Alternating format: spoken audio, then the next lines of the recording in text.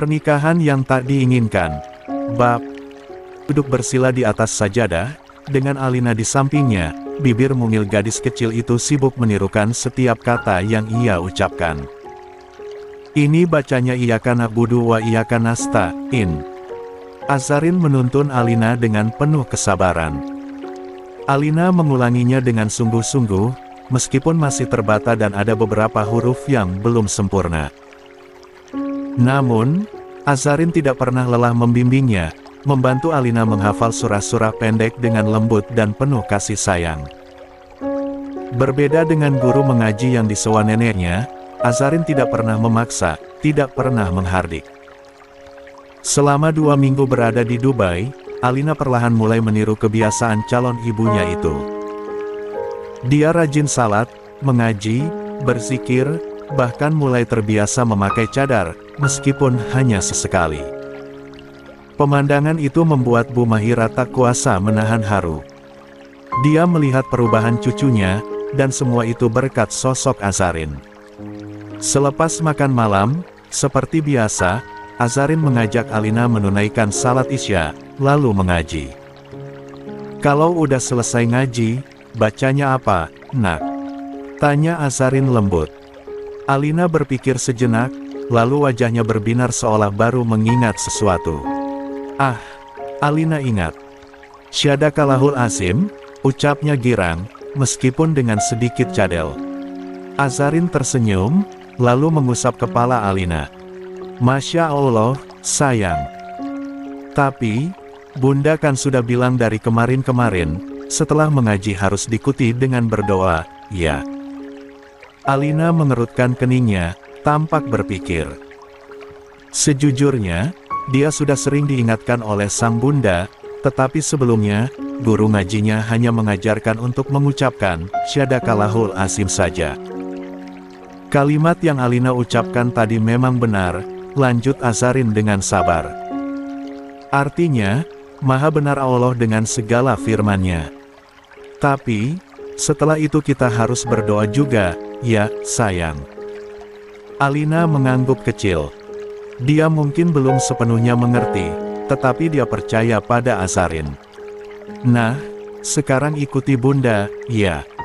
Lama-lama pasti hafal, kata Azarin. Allahumarhamni. Ucap Azarin pelan, menuntun Alina. Allahumarhamni. Alina mengikuti dengan suara mungilnya. Bil Quran. Bil Quran. Wajalhu li imaman. Alina sempat tersendat, tetapi Azarin dengan sabar membimbingnya untuk mengulang sampai benar. Wa nuran, wa hudan wa rohmah. Amin. Allahumma amin, gumam Azarin, sebelum akhirnya membuka kedua tangannya, memberi isyarat agar Alina datang memeluknya.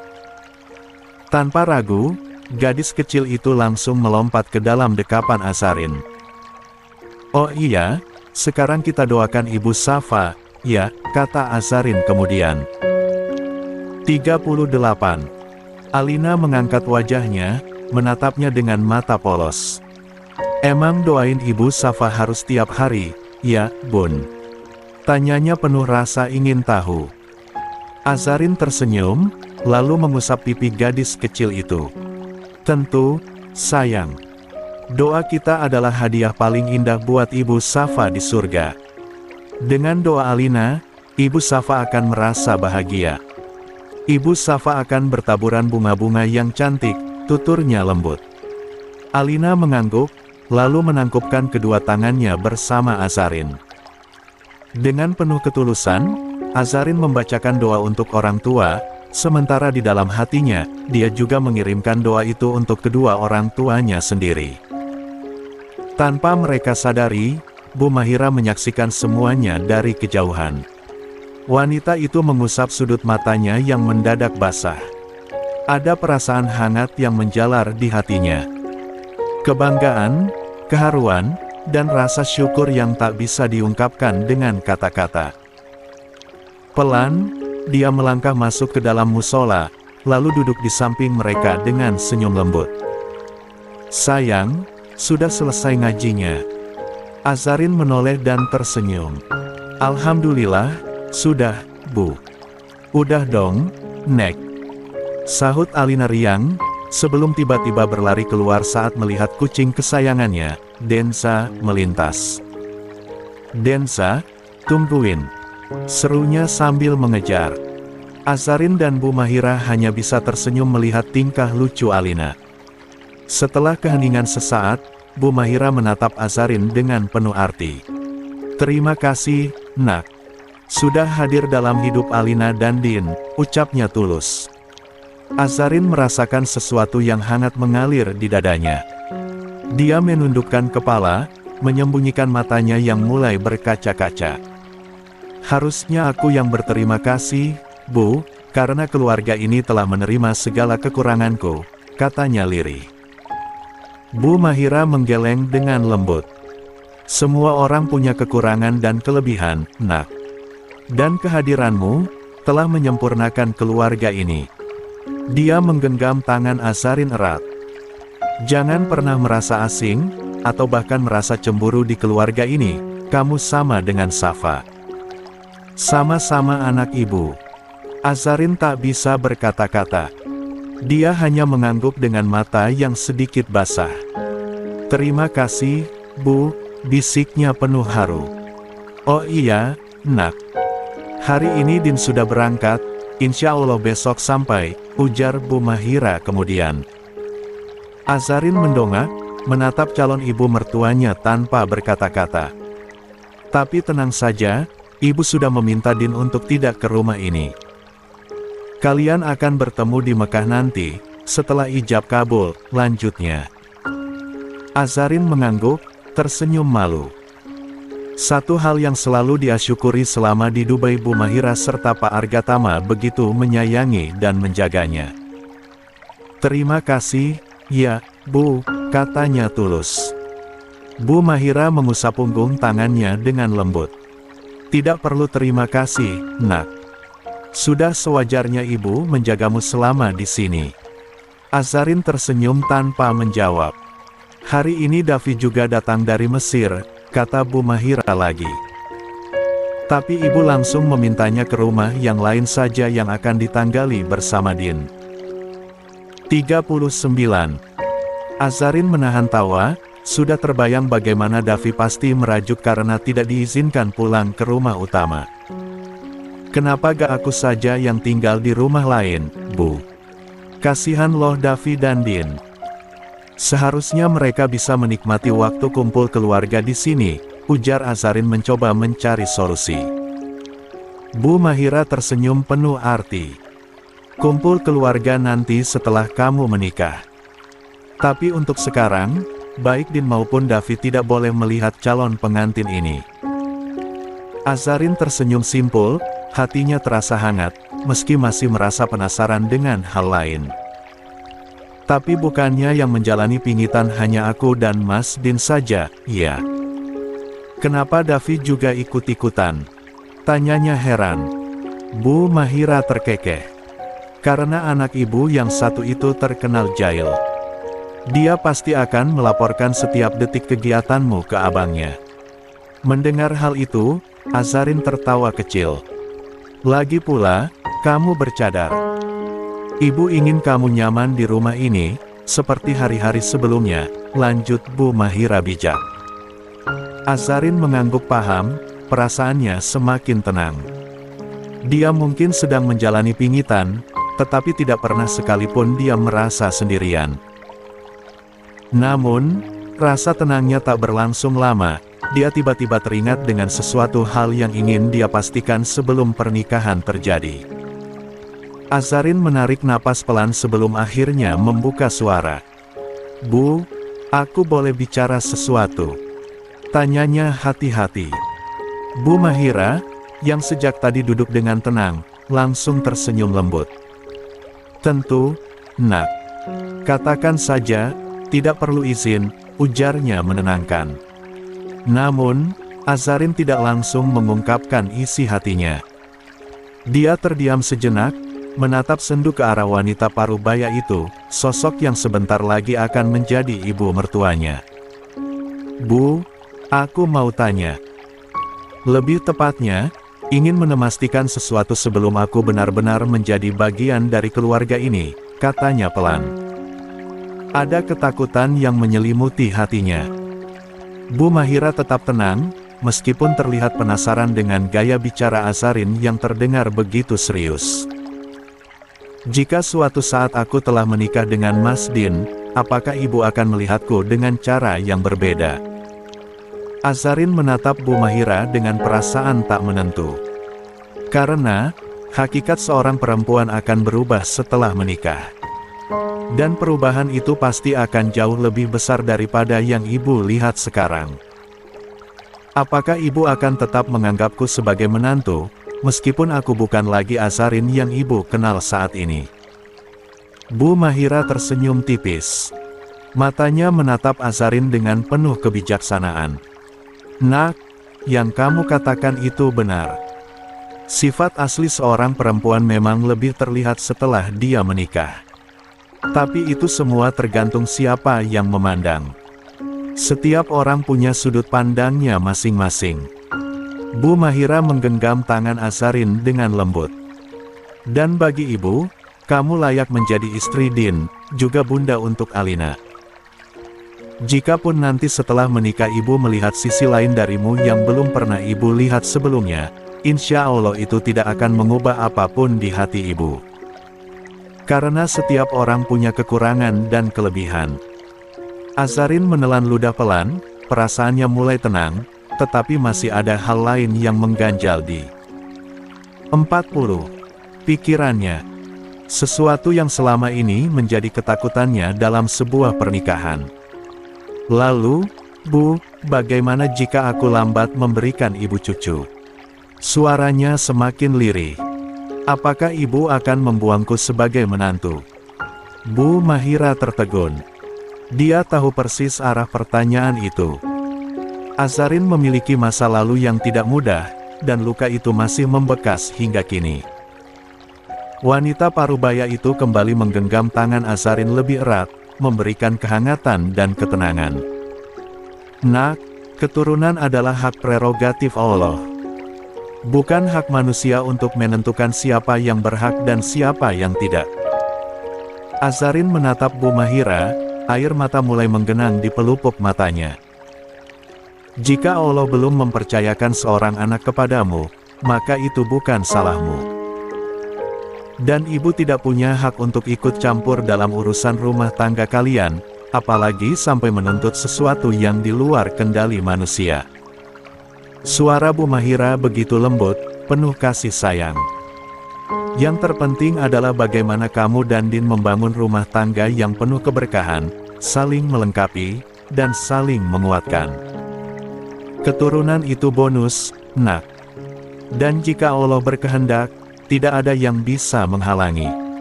Azarin tidak bisa menahan air matanya lagi. Ia menunduk, bahunya bergetar, sementara genggaman tangan Bu Mahira semakin erat, memberikan kehangatan yang menenangkan. Terima kasih, Bu, bisiknya. Bu Mahira tersenyum, lalu mengusap punggung tangan Azarin dengan penuh kasih. Jangan pernah merasa kurang, Nak. Kamu sudah lebih dari cukup. Jika di Dubai masih menunjukkan jam 8 malam, maka di Indonesia menunjukkan pukul 11 malam. Namun, waktu yang kian larut, Alea tetap mengurung diri di dalam kamar sejak pagi tadi. Rasa cemas yang semakin menyesakkan dada membuat Herlina akhirnya memutuskan membawa sepiring makanan untuk putrinya. Dengan langkah hati-hati, dia menaiki tangga menuju lantai 2, berhenti di depan pintu kamar Alea, lalu mengetuknya pelan. Alea, tolong buka pintunya. Jangan begini terus, Nak. Umi khawatir, ucapnya dengan suara lembut, mencoba membujuk dengan penuh kesabaran. Namun, seperti sebelumnya, tak ada jawaban. Herlina menghela napas panjang, menekan rasa cemas yang semakin menguat. Setelah beberapa saat menunggu tanpa hasil, dia akhirnya menggunakan kunci cadangan dan memutar kenop dengan perlahan. Begitu pintu terbuka, hawa dingin langsung menyergapnya. Jendela kamar terbuka lebar, membiarkan angin malam menerobos masuk, membuat tirai berterbangan liar. Di sudut ruangan, di samping ranjang, Alea terduduk lemas di lantai, matanya kosong, menatap nanar keluar jendela. Wajahnya pucat, rambutnya berantakan, dan tubuhnya tampak lunglai, seolah seluruh energi telah menguap dari dalam dirinya.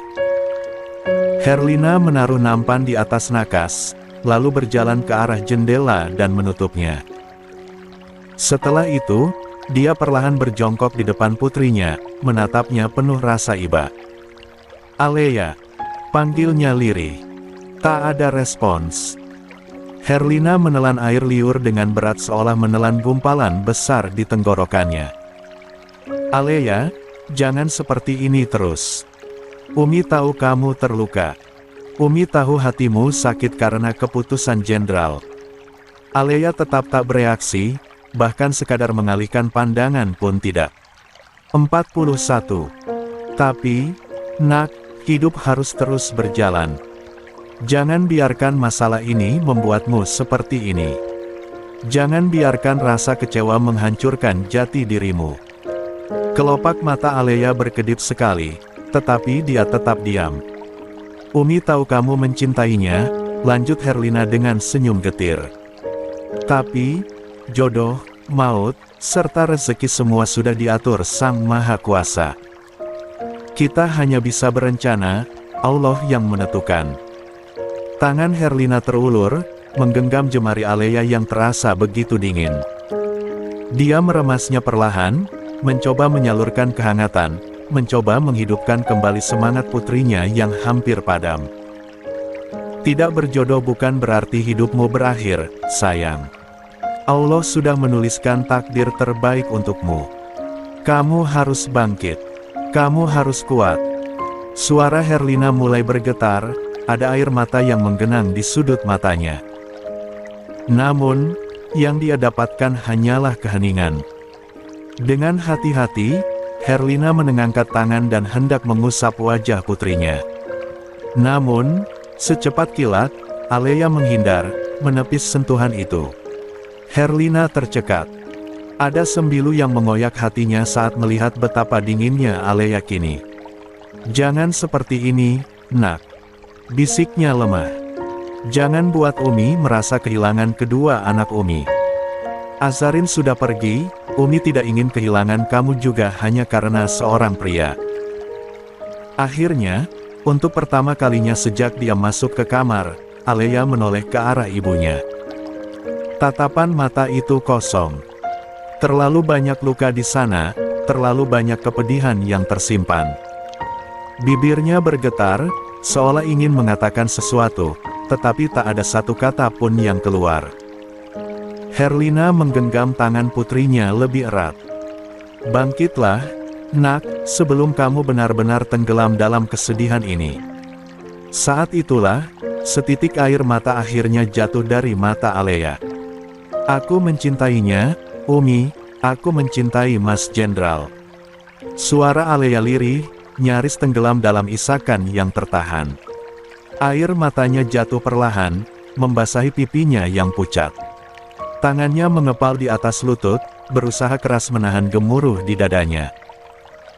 Hanya karena satu kesalahan, semua rasa yang kupupuk bertahun-tahun harus lenyap begitu saja. Apa segampang itu?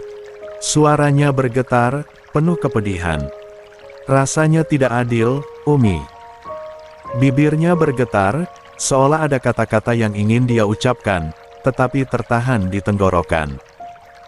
Ada sesuatu yang mengganjal di hatinya, perih dan sulit untuk dia keluarkan. Apa karena dia masih mencintai Asa? Alea menelan ludah dengan susah payah, suaranya semakin melemah. "Sehingga tanpa beban, dia menjatuhkan talak padaku." Dia menunduk dalam, memeluk lututnya erat. Seluruh tubuhnya bergetar, bukan hanya karena tangis, tapi juga karena amarah yang terpendam. Dada Alea terasa sesak, seperti ada batu besar yang menghimpitnya. Herlina menatap putrinya dengan pilu. Ada luka yang tak terlihat di mata teduh wanita itu, luka yang tak bisa dia obati meski dia adalah seorang ibu. Aku capek, Umi. Alea mulai terisak lebih keras. Aku capek selalu hidup di bawah bayang-bayang Asa. Aku capek. Suaranya pecah, meluapkan semua yang selama ini dia pendam dalam diam. Bahkan saat Mas Jenderal menyentuhku, yang dia sebut adalah nama Asa. Alea tertawa miris, tetapi air matanya terus mengalir, seolah tak ada habisnya. Wajar kalau aku benci Asa, Umi. Dia benalu dalam hidupku. Dalam rumah ini. 42. Herlina tersentak, tetapi dia cepat menyeka air matanya sendiri. Dia menarik napas dalam sebelum akhirnya berkata dengan suara lembut namun tegas, "Kamu salah kalau berpikir adikmu adalah penyebab semua ini, Nak." Alea masih terisak, tidak menjawab. Umi beri perumpamaan, lanjut Herlina. Bayangkan kamu seorang dokter yang menemukan penyakit dalam tubuh seseorang, dan penyakit itu harus diamputasi. Apakah kamu akan menyalahkan pasiennya? Atau penyakitnya?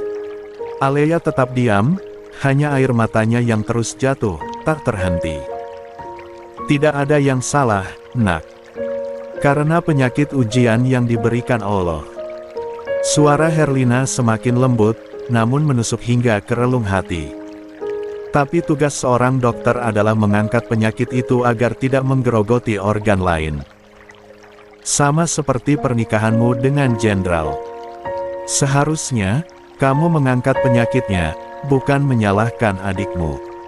Dia juga korban, Nak. Turkan tangan, mengusap pundak putrinya dengan penuh kasih.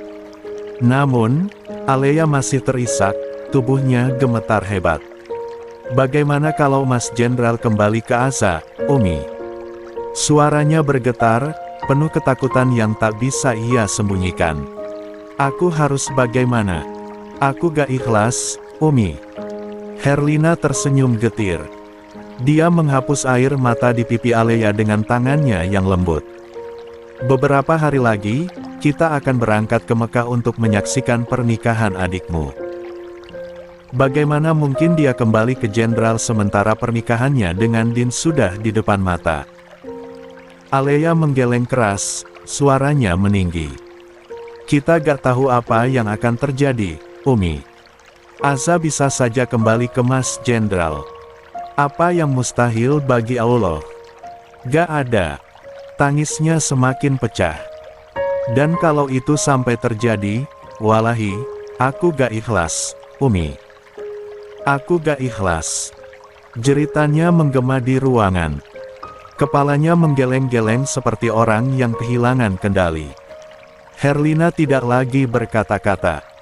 Dia hanya menarik tubuh Alea ke dalam pelukannya, mendekapnya erat. Sudahi pikiran negatifmu, Nak, bisiknya lembut, membelai rambut putrinya yang basah oleh air mata. Cobalah melihat semuanya dengan hati yang tenang dan penuh keikhlasan. Umi tidak tahu apa yang akan terjadi, tapi kalaupun itu terjadi, kamu harus belajar menerima, Nak, karena jodoh sudah ada yang mengatur. Alea terisak dalam dekapan ibunya. Dadanya terasa kosong, seakan dunianya runtuh dalam sekejap. Tidak ada yang bisa menyelamatkannya dari jurang yang begitu gelap, kecuali dirinya sendiri. Tapi, Umi minta ketika sampai di Mekah nanti, jangan pernah berpikir untuk merusak pernikahan adikmu. Fokuslah beribadah, fokuslah meminta petunjuk pada Allah, ucap Herlina penuh kelembutan, meski tetap tak ada balasan dari Alea. Pagi itu, udara sejuk menyelimuti rumah keluarga Argatama. Di ruang makan, suasana terasa hangat. Aroma nasi goreng buatan Azarin masih menguar, berpadu dengan tawa kecil Alina yang sedang asyik disuapi.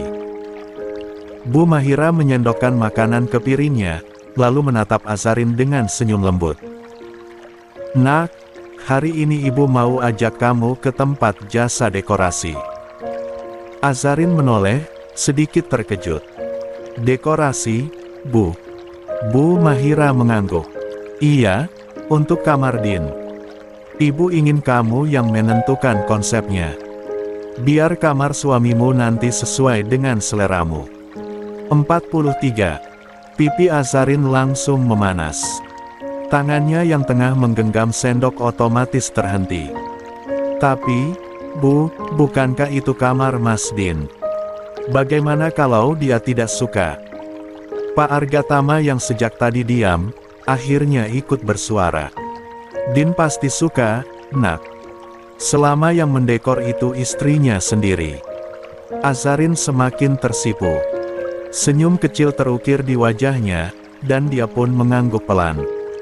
Kalau begitu, terima kasih atas kesempatannya, Bu. Namun, sebelum obrolan itu berlanjut, seorang asisten rumah tangga datang dengan langkah tergesa-gesa. Wajahnya tampak panik. Bu, ada telepon dari Mas Davi. Dia menyerahkan ponsel yang sebelumnya tergeletak di meja. Bu Mahira menerima ponsel itu dengan santai. Sambil tetap menyantap sarapannya, dia menekan tombol pengeras suara. Iya, Nak, ada apa? Kamu sudah sampai? Iya. Tanyanya menebak, karena dari seberang terdengar suara berisik seperti suasana bandara.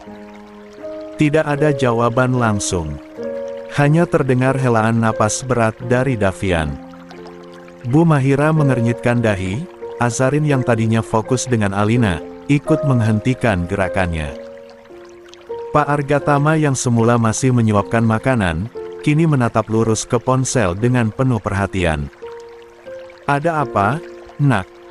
Tanya Bu Mahira lagi, kali ini nadanya terdengar lebih khawatir.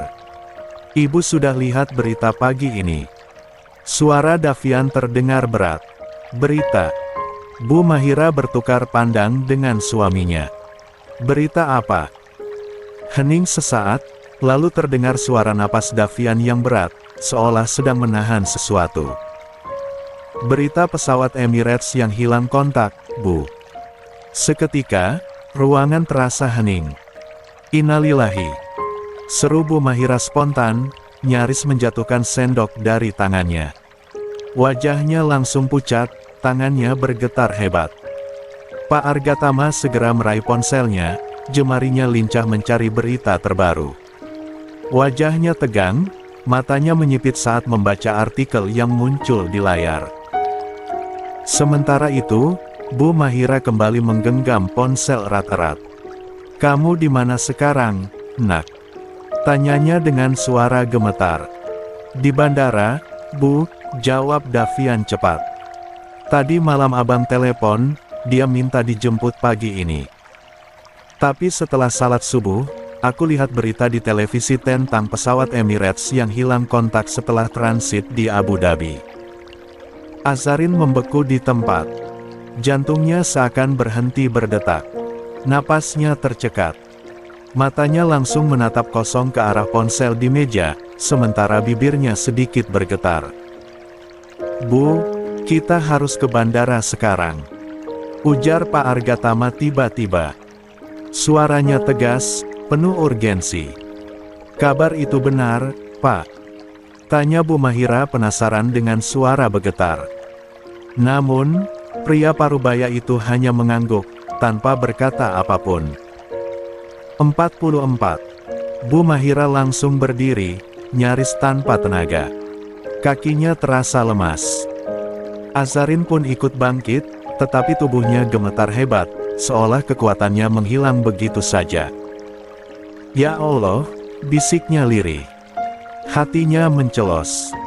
Pikirannya hanya tertuju pada satu nama, Din. Jangan sampai itu terjadi, ya Allah, kumohon.